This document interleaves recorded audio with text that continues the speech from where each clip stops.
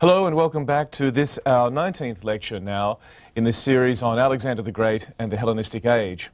So far in our series of lectures overviewing the Hellenistic Age, we've had an opportunity to see on a number of occasions the importance of religious ideas and religious practices. We've seen the way that Hellenistic kings were often treated as living gods in their own lifetime, and we've seen the way also that much of the popular art of the period, the sculpture, the novels and the poetry also, reflect new interests in the workings of fate, destiny and fortune, for example. So I think it's probably a good occasion now for us to stop and to look more systematically at the nature of religion in the course of the Hellenistic period.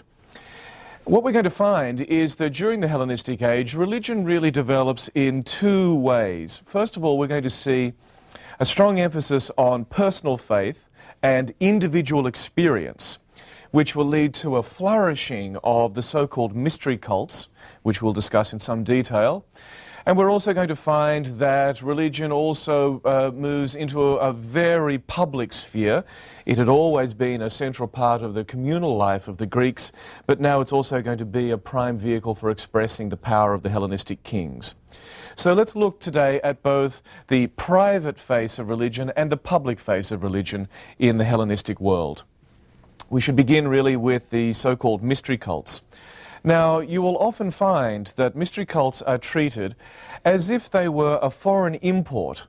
In other words, that when the Greeks came into contact with the older civilizations of the ancient Near East, they were gradually infected by this contact, and mystery cults moved from the East to the West.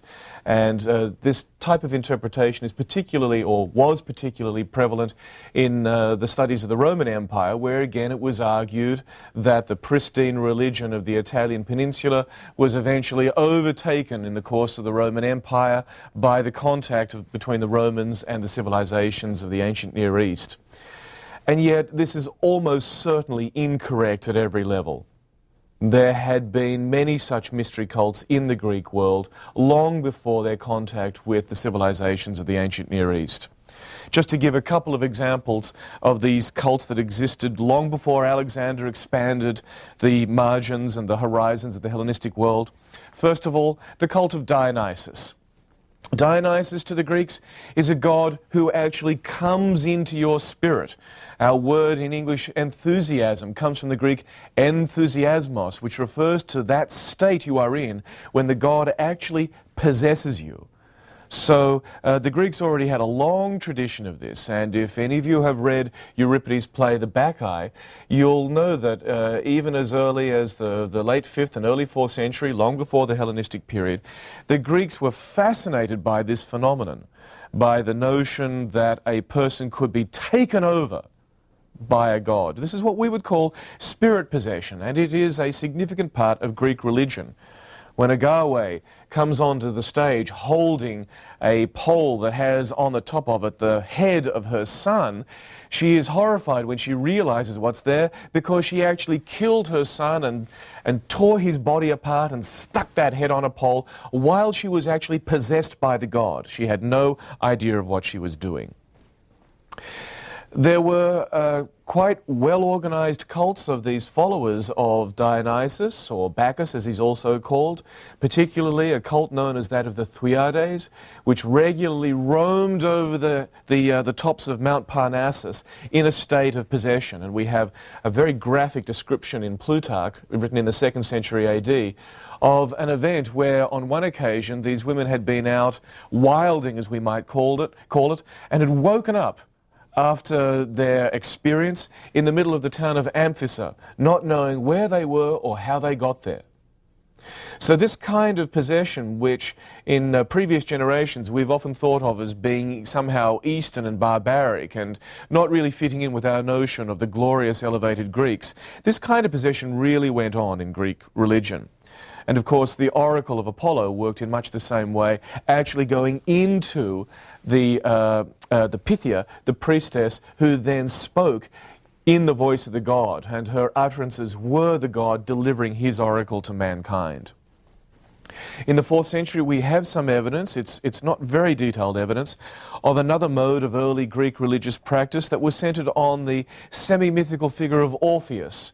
You'll remember the legend of Orpheus, that he was able to charm the animals and the very rocks, and he had almost succeeded in bringing his wife Eurydice back from the underworld, only to fail at the last moment by turning around and looking at her and losing her forever. That myth is associated with a whole religious cult, a series of practices that involved again a kind of spirit possession, and it seems to be a cult that offered some kind of hope for improving one's lot in the afterlife. So the notion that the Greeks had a completely pessimistic view of the afterlife is not entirely correct. And in the course of the 4th century, and particularly in the Hellenistic age, more and more of these cults developed that seem to offer one an opportunity, if not of actually redemption, of at least a life after death, a kind of spiritual resurrection. Without doubt, the most famous of the cults of this sort in the Greek world was the mystery cult which was based at Eleusis, about 6 miles west of Athens. And here, the cult of Demeter, the mother of the earth itself, and Kore, her daughter, was an immensely popular cult. We know from the archaeology of the site that there were temples going back certainly to the geometric period in early Greek history, 800–900 BC.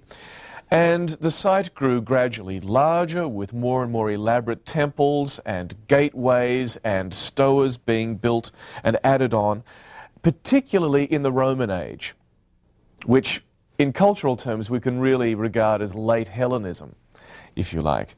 So the cult grew in popularity, and it in a way is the model for all of the mystery cults that became popular in the Greek world. We know at Eleusis, initiates of the cult were purified. They went through various ceremonies as they went up the hierarchy of initiation before finally the entire process culminated in a midnight ceremony. The initiates probably had not only been purified but had fasted for a couple of days and may have been under the influence of some kind of hallucinogenic. We're not clear about that, but there are arguments to suggest this. When in the middle of the night, during this midnight ceremony, in the hall of initiation, suddenly the priests and the devotees of the cult would come in with torches illuminating the hall, and in the middle of the night, all of a sudden, the night would turn to day. And at that moment, at the climax of that ceremony, the initiate would witness the goddess manifest right there. And it was not taken metaphorically. It was not a suggestion that we were supposed to imagine the goddess. These people were psychologically primed and ready to believe that the goddess was actually there.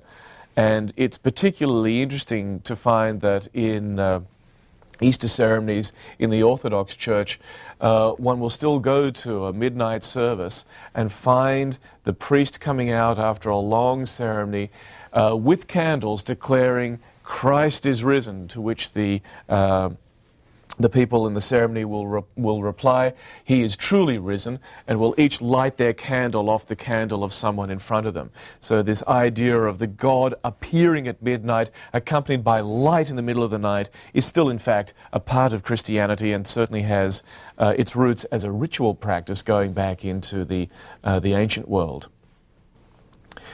During the Hellenistic period, the Greeks enthusiastically adapted existing cults that they came into contact with in the territories that were now newly Hellenized. A prime example of this is that of the cult of Cybele. Now, there is good evidence that in Anatolia, that is to say the central part of modern-day Turkey, the highland plateau in the middle of the country, there is a long tradition of the worship of a mother goddess. And the Greeks were familiar with her certainly as early as the 5th century BC, and in typical Greek fashion, when the Greeks came into contact with her, they tended to think of her as being another version of the goddess they already knew in their own pantheon. So she is often associated with Demeter. Following a very common Near Eastern model, this earth goddess was also associated with a younger consort, sometimes known as the dying god, a god whose death tends to suggest the passing of the seasons as summertime moves into fall and then into wintertime. This younger consort is known as Attis. He was remembered as a mortal lover of the goddess who had died and was now mourned. Originally, the cult then was concerned with the cycle of the seasons, the way the earth responds to the changing seasons, analogized here to the mourning of a woman for her dead lover. And clearly, it fits into the Greek mindset, thinking of the pattern of the seasons as well, because a similar story existed in relation to Demeter and her daughter. Remember that Kore, or Persephone as she's sometimes called, had been dragged off to the underworld by Hades, and it was while her mother was in mourning that the earth then experienced wintertime. And when she was able to negotiate the release of Kore, the earth came back to life once again. So these are similar myths, similar stories that are designed etiologically to explain, in other words, the origin of the cycle of the seasons. But in the Hellenistic period, this original model to do with vegetation and the seasons was increasingly adapted in a new way to express a belief in an afterlife and in the notion of salvation. Not just a cosmic principle of the way life operates in the movement of the seasons, but an individual promise of an afterlife for the initiate into the cult. The worship of this particular goddess, Cybele, in the Hellenistic world was encouraged, as often these cults were, officially by the ruling dynasty of the region, in this case the Attalids. And we know that the Attalid kings of Pergamum offered sumptuous endowments to the sanctuary of this mother goddess Cybele at her most important sanctuary in Asia Minor at the place known as Pessinus. And the Attalids even seem to have plugged into this idea of an important mother goddess, because we have inscriptions that attest to cults in honor of their mother as well, so that the mother of the dynasty is really analogized to the mother goddess. This cult of Cybele would become extremely popular around the Mediterranean world. It would even reach Rome and would become quite important in the Roman Empire. It was immensely popular in Rome. Much of the popularity of the cult, and this is another feature that's worth keeping in mind in relation to Hellenistic religion, is that it was extremely exotic in appearance. The Greeks came in contact with other cultures and really responded to them in the same way that we find foreign cultures exotic as well, which I think explains some of the popularity of Egyptian culture during this period. The priests of Cybele were eunuchs, often who had castrated themselves in their possession, as the goddess possessed them. And they wore strange and colourful robes, and their ceremonies were attended by weird music played on instruments that were unusual to the Greeks, and by strange dancing. So I sometimes think that this must have looked to a sober Greek, or particularly a sober Roman audience, the way that the early devotees of Hare Krishna must have appeared in countries like England and America in the 1960s and 1970s, when they first became widely popular. Local populations would join these cults, but for the majority of people they looked very strange and very odd, and that was sort of part of the cachet. It was as if there was some sort of secret wisdom being conveyed by this foreign cult. By far the most daring and the most widespread example of this synthesis of Greek elements and non-Greek elements in the popularity in the Greek world of a non-Greek cult is that of the Egyptian gods Serapis and Isis. Serapis was a figure from Egyptian religion who was created from the fusion of the god Osiris and the Apis bull, which received its own cult. And this fusion of Osiris and Apis had become quite popular in the later and more recent stages of Egyptian history, in, say, the 5th and the 4th century. And his cult was popular and important in Egypt. Immediately before the arrival of the Macedonians, the Serapeum, that is the shrine of Serapis at Memphis, was extensively refurbished. So it is an Egyptian cult which is already quite popular. And the Ptolemies understood the significance of this cult, and they attempted to Hellenize it. So, for example, they imported priests from the Greek mainland who were commissioned to write hymns and to write prayers to Serapis in Greek. They were Hellenizing an Egyptian cult that way. A Greek sculptor was commissioned to create the cult statue. The cult statue is always important in Greek religion because even though it is not the god himself, it is meant to be a representation of the god to which people can make their devotions. But the statues that were created of Serapis, and these were copied widely in the Hellenistic period and later on in the Roman period, look nothing like earlier Egyptian models, and certainly do not look like a bull god in any shape or form. Rather, Serapis is made to look like the Greek god Hades, the god of the underworld, and his cult is rendered much more accessible then to the Greeks. Now, in Egypt, this god Serapis was often treated as a therapeutic god. He was a god who helped to heal people when they were sick, and he often did this by appearing to them in dreams. What happens now is that the Egyptian version of Osiris and Apis together and the Greek version come together, and we find a syncretism, a blending of the two, as Serapis becomes to the Greeks a healing god who appears to them in their dreams. There are other examples of this kind of synthesis of the Greek and the Egyptian. Another one, and very famous one, is that of Imhotep, based on, this is a Hellenized version of an earlier Egyptian god, who is linked with Asclepius, the great Greek healing god. And we actually have examples of people recording the dreams that they get from this combination of Imhotep and Asclepius.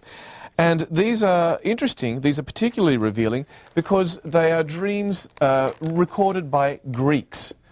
So I think this tells us that this cult is not merely an official cult, it is one that actually works for people because they're actually seeing this god in their very dreams and expressing this then as they write out the account of it in Greek. I want to read you one example. It comes from a fellow called Ptolemaios. His name is the same as that of the kings, Ptolemy, so he's clearly a Greek. And he kept a diary in which he recorded many of the petitions that he sent off to local officials, letters that he sent off to his friends, and even accounts of his dreams, a very Greek practice, a dream book in which you record what happens to you. This is what he writes. After my mother had been seized by an ungodly sickness that had plagued her for 3 years, we finally came to our senses. And we presented ourselves as suppliants before the god, entreating him to vouchsafe a cure from the disease. And the god, ever propitious to all, appeared in dreams and cured her with simple remedies. And we rendered the due sacrifices of gratitude to our Saviour. Very Greek practice of having a dream, the god appears to you and he says how you ought to be healed. But of course, it's actually addressed here to a god who is a synthesis of Greek and Egyptian. Not long after, when I was suddenly seized with a pain in my right side, I rushed to the helper of the human race, which is how he's addressed, and he again readily heeded the call of pity and displayed even more effectively his particular influence, which I will confirm as I recount his awesome powers. It was night when every living creature was asleep except those in pain, and divine influence could manifest itself more effectively. I was burning with a high fever and convulsed with panting and coughing caused by the pain emanating from my side. Heavy in the head and drowsy with the pain, I was dropping off into sleep, but my mother was by my side, and she suffered my tortures without sleeping a wink. And now listen to this. Then suddenly she saw him. It was no dream, and she was not even sleeping, for her eyes were wide open, though not sharply focused. There came to her a divine apparition, which so startled her that it easily prevented her from observing either the god or his servants closely. Anyway, there was a figure taller than any human, clad in shining raiment, carrying a book in his left hand. It only looked at me from head to foot 2 or 3 times and disappeared. And he goes on to describe then how he is actually healed. But what I find particularly interesting here is that we have an example of the actual appearance, to his mind, of the god, not in a dream, but now in an actual waking experience. So this gives us an idea of the true religious sensibilities of these people, as they really do feel as if they're in direct contact with their gods.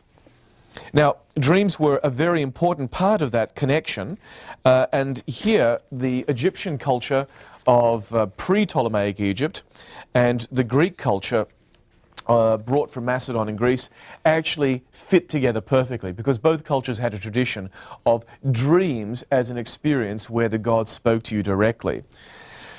I want to read you one to give you an idea of what they're like. On this occasion we have, it's again from Ptolemy's own writing, that is to say Ptolemy, the ordinary citizen, not Ptolemy the king. And he says, "On the 14th I seemed in a dream to be on a big tower in Alexandria. I had a handsome face and I didn't want to show my face to anyone because it was so beautiful. An older one sat down by my side, and a crowd gathered to north and east of me. They shouted that a man had been burnt to a crisp. And the old woman said to me, 'Wait a minute, and I will lead you to the god Knephis so you can kneel and worship him.'" Well, he then has a further experience, and I seem to be saying to an old man, "Father, do you not see the vision that I've beheld?" And I told him in detail. He gave me 2 reeds. I looked through them and soon saw Knephis. So he comes in direct contact now with the god.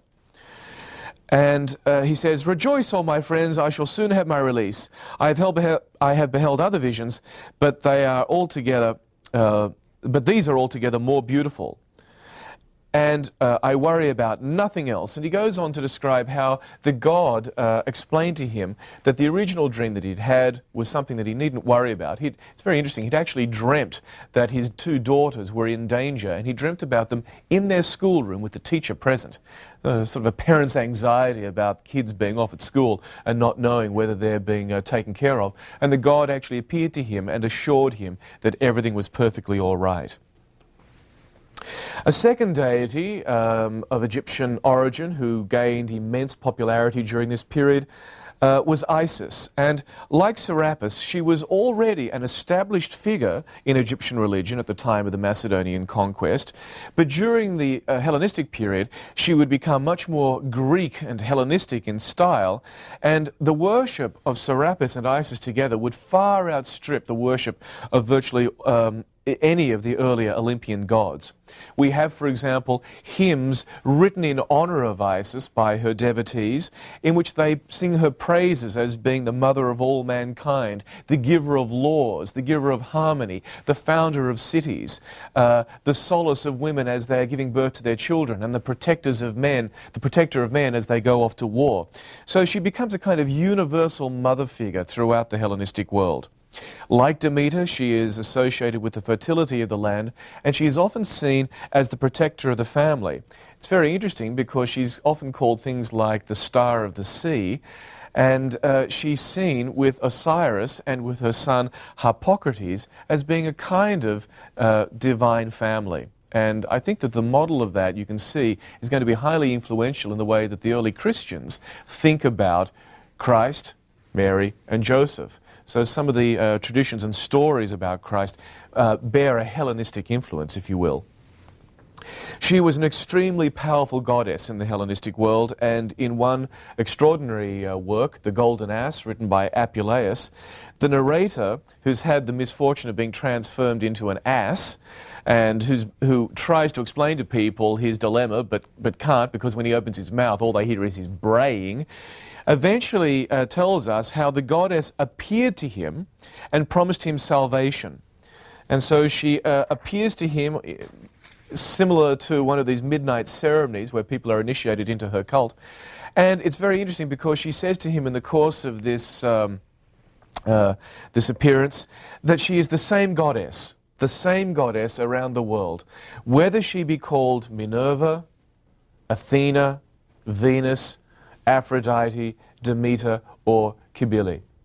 So there is a strong tendency in the Hellenistic world to think of all these various goddesses, which had once been quite separate, as really being expressions of the one single same deity. There's a kind of incipient monotheism going on here. Now, aside from this very personal religion, which I wanted to concentrate on because I think we haven't dealt with it in sufficient detail before today, the other major face of Hellenistic religion, of course, is not its private face, but its very public face. And here I want to return once again to the topic of the ruler cults, so often discussed. In these cults, Hellenistic kings were offered the honours appropriate to gods or to semi-divine heroes. Now, again, people have often said this is really an Eastern influence on Hellenism, but that's not the truth. In Origins, the idea that a man could actually be elevated beyond mortal status and be seen as a god, as a superman or as a hero, the origins of this lie back in the Greek world as much as in the East. Characters like Heracles were remembered as originally human beings who, by dint of their extraordinary accomplishments, in his case his labours, had been assumed into heaven. And one of the most popular motifs in the pottery of the late 6th century is the apotheosis, the entry into heaven of Heracles. This wasn't simply in the realm of myth for the Greeks. The Greeks, prior to the Hellenistic age, had already done this for living human beings. The Spartan general Lysander, the victor over the Athenians at the end of the Peloponnesian War, had been honoured as a hero, receiving cult sacrifices at the end of the 5th century.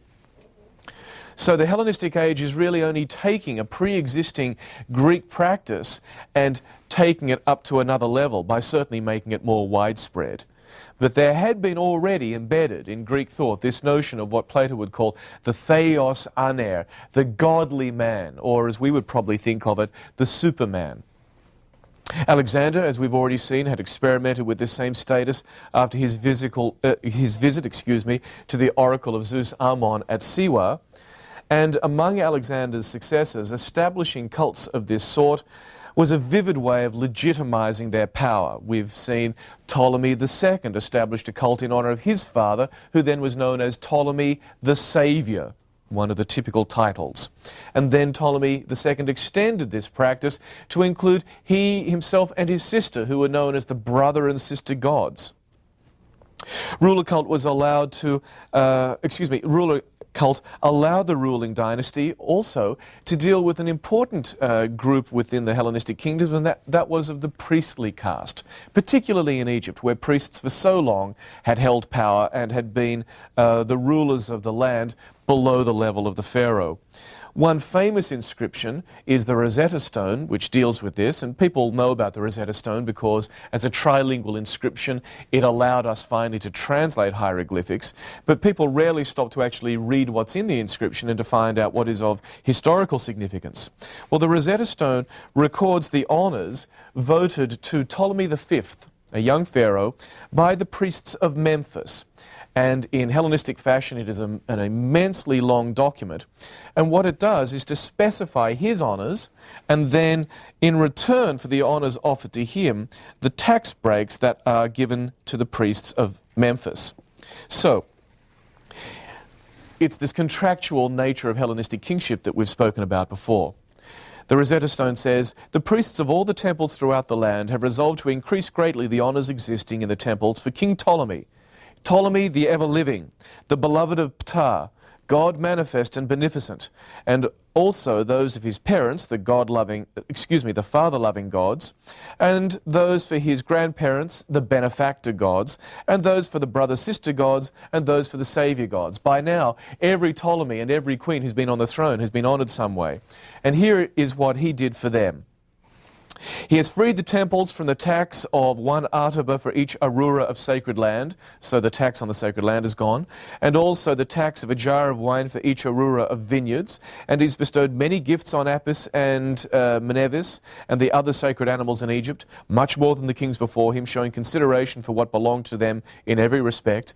And for the burials he gave what was needed lavishly and splendidly, and what was paid to their special shrines with sacrifices and religious assemblies and other customary observances. He has maintained the privileges of the temples and of Egypt in accordance with the laws, and he has adorned the traditional temples, and it goes on to specify what else he has done. So, it was a way of negotiating between the ruling dynasty and their priests. It was a medium for international diplomacy, as we've seen on another occasion when we looked at the League of the Ionian Islands, and where they offer to Ptolemy a sacrifice known as the Ptolemaea, in return for which they are given virtually local autonomy. It is often dismissed as a political tool, but I want to finish off by suggesting to you that this kind of cult is not a political tool at all, and that really, though it serves the interests of the kings, it also serves the interests of the people with whom they're dealing. This is a poem, a song written and sung in honour of Demetrius Poliorcetes in 291. Listen to what it says about traditional religion. How the greatest and dearest of the gods have come to the city, for the hour has brought together Demeter and Demetrius. She comes to celebrate the solemn mysteries of her daughter Persephone, while he is here full of joy as befits the god. Fair and laughing, his appearance is majestic. Hail, son of the most powerful god Poseidon and Aphrodite! For the other gods are either far away, or they do not have ears, or they do not exist, or they do not take any notice of us. But you we can see here present. You are not made of wood or stone. You are real, and so we pray to you, Demetrius. The Hellenistic age was an age in which religion truly flourished in many different ways. But it was an age particularly where people were seeking to find expression for their belief, whether it be at the personal level, at the communal level. And it's for those reasons that the religion of the age was such a complex phenomenon.